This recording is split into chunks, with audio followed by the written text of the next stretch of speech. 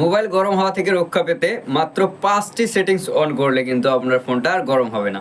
আমরা অনেকেই ফোন ব্যবহার করি কিন্তু গোপন যে সেটিংসগুলো থাকে বা কোন নিয়মে ব্যবহার করতে হয় সেটা কিন্তু অনেকেই জানে না। আজকের ভিডিওতে দেখাবো 5টি সেটিংস, যে 5টি সেটিংস অবশ্যই একটা মোবাইলের ক্ষেত্রে দরকার। অনেকেই আছে যারা খুব ভুল নিয়মে মোবাইল ব্যবহার করি বা গেম খেলি বা চার্জিংয়ের সময় মোবাইল ব্যবহার করি, সেক্ষেত্রে কিন্তু অনেক বড় ক্ষতি হয়। কিন্তু আজকের ভিডিওতে দেখাবো চার্জিং দেওয়ার সময় কিন্তু ফোনটা গরম হবে না, বা একটু ঘাটাঘাটি করলে যে ফোনটা গরম হয়ে যেত সেটা কিন্তু আর হবে না, অনেকটাই কমে যাবে। তো চলুন বন্ধুরা মেন পয়েন্টে। এই জন্য আপনি সবার প্রথমে কী করবেন, সেটিংসে চলে যাবেন। সেটিংসে যাওয়ার পরে কী কাজ করতে হবে সেটা দেখুন। এখানে চলে যাবেন।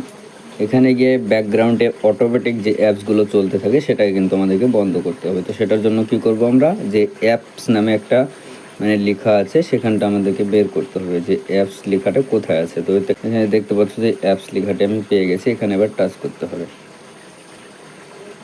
এখানে টাচ করব।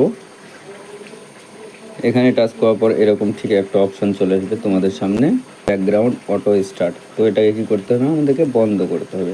এজন্য কী করব, আমরা ব্যাকগ্রাউন্ড অটো স্টার্টে টাচ করব।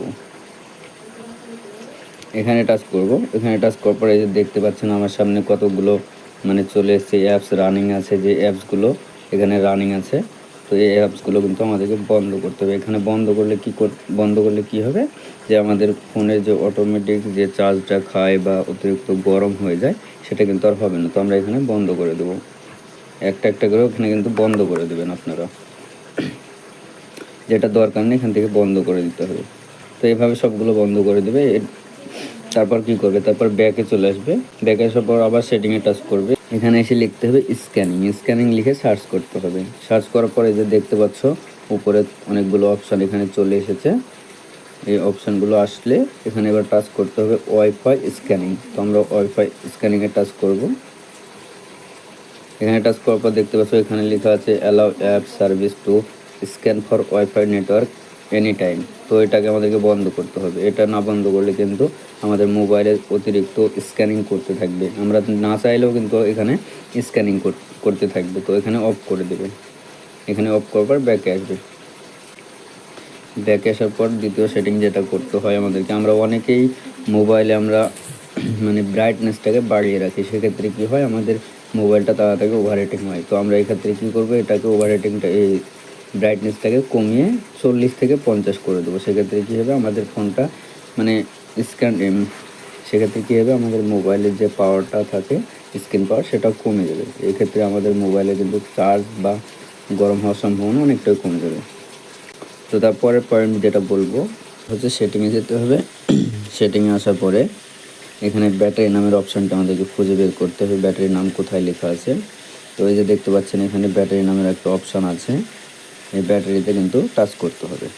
তো এখানে টাচ করব। এখানে টাচ করার পরে ঠিক এরকম একটা অপশান চলে আসবে। এখানে লেখা আছে 2 ঘন্টা 6 মিনিট চলবে আমাদের চার্জটা। এখানে আমার কারেক্ট মোড, এখানে battery check up, battery protection, additional future এগুলো কিন্তু আছে। তো আমরা কী করব, এখানে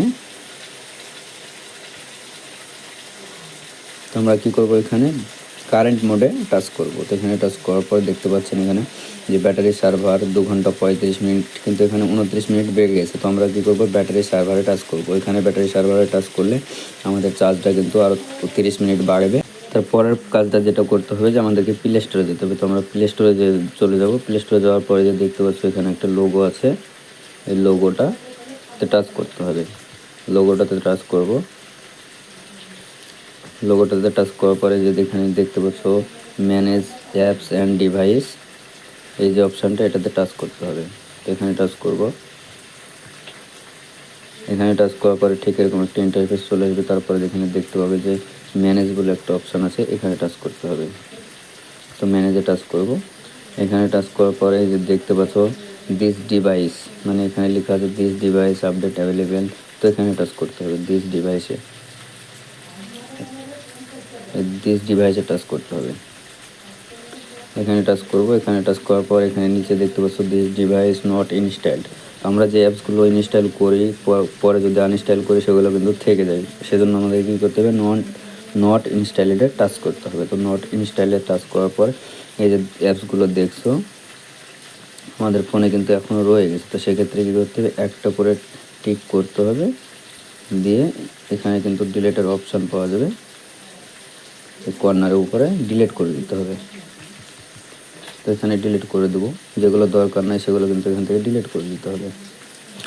এইভাবে তোমরা কিন্তু ডিলিট করে দিতে পারবে। তো এইভাবে ডিলিট করে দিবে, রিমুভ, এইভাবে ডিলিট করলে কিন্তু মোবাইলটা আরও ফাস্ট হবে, তারপরে মোবাইলে গরম হওয়ার সম্ভাবনাটা কমে যাবে। সো ভিউয়ার্স, আজকে ভিডিওটা এতটাই।